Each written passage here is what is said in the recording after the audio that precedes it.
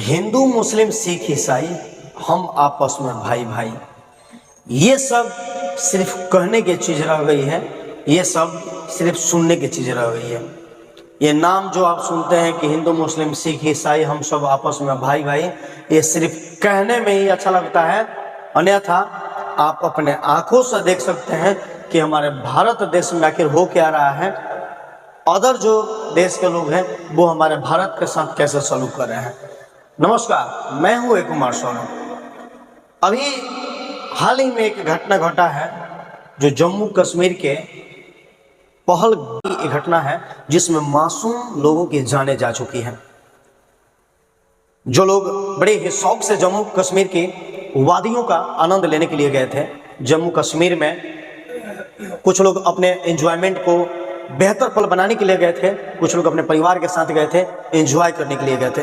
लेकिन उन्हें क्या पता था कि उनका ये दिन, उनका ये सुहाना पल, उनका ये वादियों में घूमना अंतिम बन के रह जाएगा, आखिरी बन के रह जाएगा। वो पत्नी भी नहीं सोची थी कि पति के साथ आखिरी मुलाकात जो है ये जम्मू कश्मीर की धरती पे है। क्या हिंदू होना इतना गुनाह हो गया है? क्या हिंदुत्व में जन्म लेना इतना गुनाह हो गया है? क्या हाथों में कलावा पाना इतना गुनाह हो गया है कि सिर्फ हिंदू पूछकर बेरहमी से गोली मारी जाती है?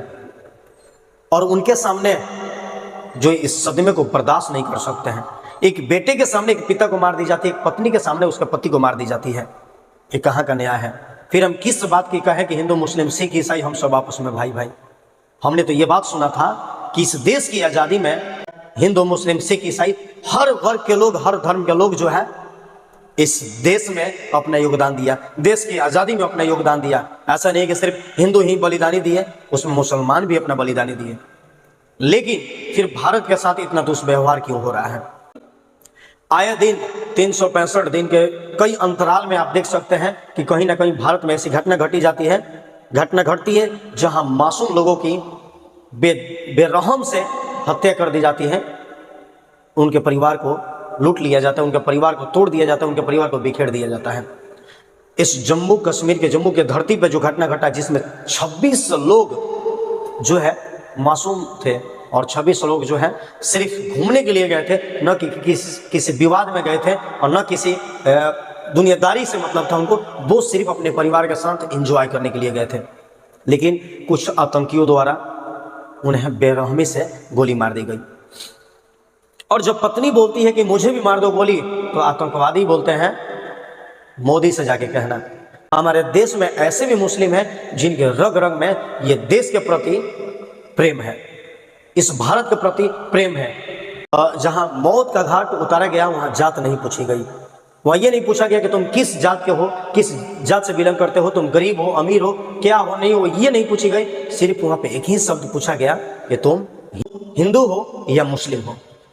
और जैसे ही हिंदू की बात आती है, बेरहमी से उन्हें कत्ल कर दिया जाता है, बेरहमी से उन्हें गोलियां मार दी जाती है।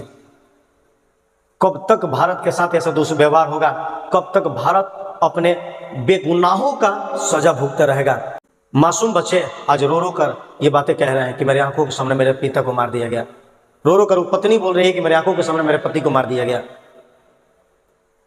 अरे ऐसे तो कई घटना घटता है भारत में, और कुछ दिन के लिए लोग याद करते हैं, शहीद के नाम पे याद करते हैं, उसके बाद वो जो चीज़ें हैं वो श्रद्धांजलि दी जाती है और समाप्त हो जाती है। लेकिन कब तक भारत जो है ये बलिदानी का भेंट चढ़ेगा? कब तक भारत जो है अपने बे किए गए गुनाहों का सजा भुगतेगा? क्या इसका कोई निदान नहीं है? क्या इसका कोई उपाय नहीं है? आज पूरा देश जो है इस दुख के घड़ी में डूबा हुआ है कि बेगुनाह का गुनाहगार बना दिया जाता है और उन्हें जान से मार दी जाती है। उनकी गलती क्या है पूछ रहा है आज। क्या 26 जो लोग मारे गए हैं, क्या उनको न्याय मिलेगा? क्या उनके परिवार को न्याय मिलेगा? आखिर ये भारत देश के साथ ही क्यों होता है? और भारत में एक कमियां है, भारत के देश के लोगों की कमियां है कि जो जाति जाति चिल्लाते रहते हैं, जाति जाति बातों को कहते रहते हैं। हम ये जाति के, हम ये जाति के हैं, हमारा जाति ये है, हमारा जाति वो जाति है। आज सबको ये समझ में आ गई है कि जाति माने नहीं रखता है, अपना धर्म माने रखता है।